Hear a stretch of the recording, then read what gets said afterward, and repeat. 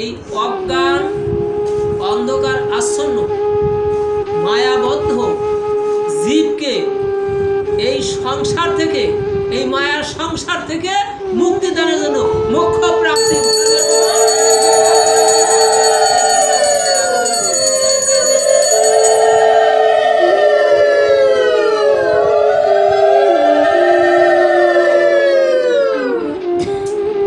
তাহলে এই উদ্দেশ্য নিয়ে আসবো। আর যদি আমি এই গীতাকে আশ্রয় করি, গীতাকে আপনি আশ্রয় করবেন, এখন আপনার মনে একটা প্রশ্ন জাগতেই পারে যে আমি এটা আশ্রয় করলেই বা কি আমার হবে?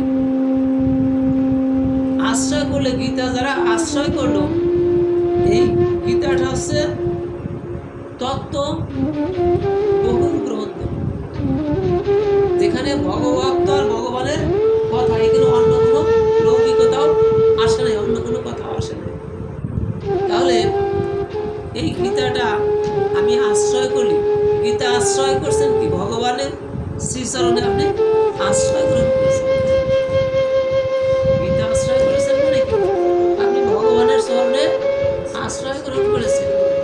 এখন ভগবানের চরণে আশ্রয় গ্রহণ করলে আপনার আমার কি লাভটা কি হবে? গীতাটা, গীতার গোবিন্দের আশ্রয় করব, এইখানে যে আমরা মায়াবদ্ধ জীব, আমাদের যে স্বরূপটা ছিল, এই স্বরূপটা আমরা আত্মস্বরূপ আমরা হারিয়ে ফেলছি, ভুলে গেছি।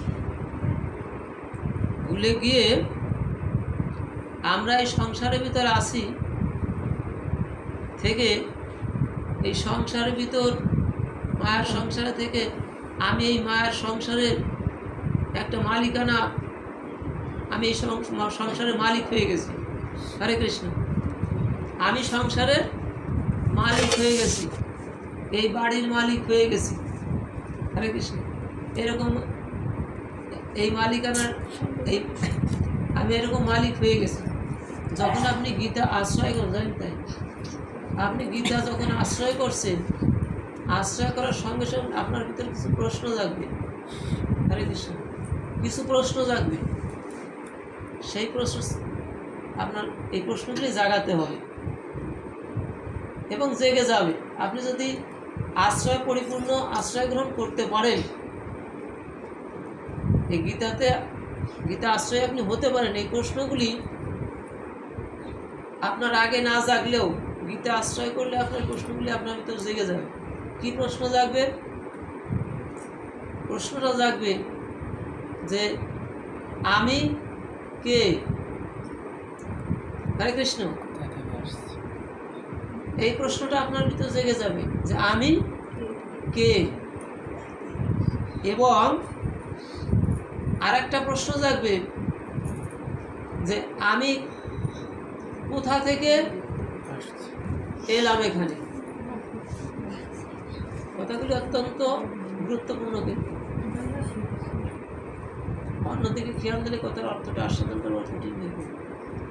আমি কে, আমি কোথা থেকে এলাম, আবার এইখানে আসার পরে আমি এত দুঃখ জ্বালা যন্ত্রণা আমি কেন পাচ্ছি, এবং এই দুঃখ জ্বালা যন্ত্রণা পাওয়ার পরে আমার যখন মরণ হবে, মৃত্যুর পরে আবার আমি কোথায় যাব? রাধে রাধে হরি বল। দেখছেন, আপনি গীতা আশ্রয় হলে এই চারটা প্রশ্ন আপনার ভিতরে জেগে যাবে। আমি কে, এর উত্তরটা আপনি অনুসন্ধান করতে থাকবেন যে আমি কে। আপনার ভিতরে যিনি আছেন তাকে প্রশ্ন করবেন। হরে কৃষ্ণ। যখন আমি কে এটা যখন আপনার জেগে যাবে, তাহলে আপনার স্বরূপ, এই যে জীবের আত্মস্বরূপ জাগবে। জীবের স্বরূপ কি? জীব নিত্য কৃষ্ণ দাস। আচ্ছা, এই কথাটা আপনি কখন মেনে নিলেন? আগে মানেন নাই। যখন গীতা আশ্রয়ী হয়েছেন এখন মানতেছেন। জীব নিত্য, আমরা হচ্ছি নিত্য কৃষ্ণ দাস।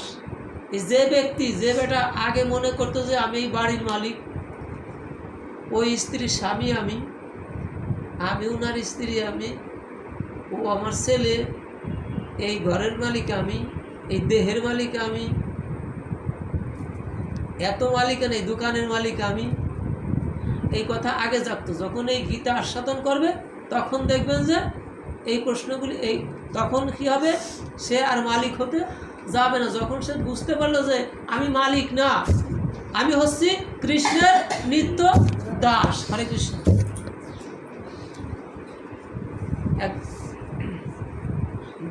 মালিকের দোকানে যদি কর্মচারী থাকে, ওই কর্মচারী যদি মনে করে যে আমি দোকানের মালিক, তাহলে কি সেটা কি সঠিক না ভুল?